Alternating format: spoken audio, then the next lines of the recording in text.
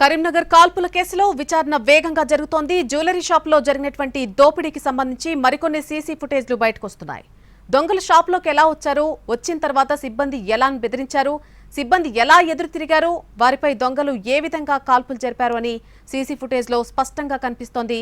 ఈ దోపిడీకి పాల్పడిన 5 నిందితుల కోసం పోలీసులు గాలిస్తున్నారు. 2 బైకులపై దొంగలు పరారైనట్టు సీసీ ఫుటేజ్ ఆధారంగా గుర్తించారు. నిందితులంతా పాత నేరస్తులుగా గుర్తించారు. వారి కోసం 12 ప్రత్యేక బృందాలతో గాలింపు చేపట్టారు. ఇక మరొక వైపు దోపిడీ కోసం నిందితులు వాడినటువంటి తుపాకీలు, బుల్లెట్లు డ్రైనేజ్ లో స్వాధీనం చేసుకున్నారు. కొన్ని బుల్లెట్లు జ్యువెలరీ షాప్ లో స్వాధీనం చేసుకున్నారు.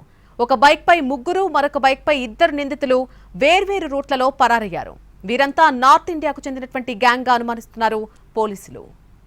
కరీంనగర్లోని పీఎంజే జ్యువెలరీ షాప్ లో దొంగలు బీభత్సం సృష్టించారు.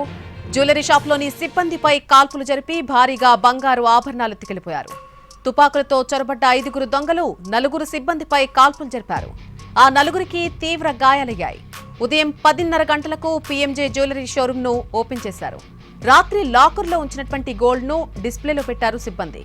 అదే సమయంలో కస్టమర్ లాగా ముందుగా లోపలికొచ్చాడు ఒక దొంగ. 20 గ్రాముల గోల్డ్ చైన్ కావాలన్నాడు. అదే సమయంలో షాపులో ఎంతమంది ఉన్నారో అంచనా వేశాడు. బయట ఉన్న మిగతా దొంగలకు సైగ చేశాడు. ఒకరి తర్వాత ఒకరు లోపలికి చొరబడ్డారు.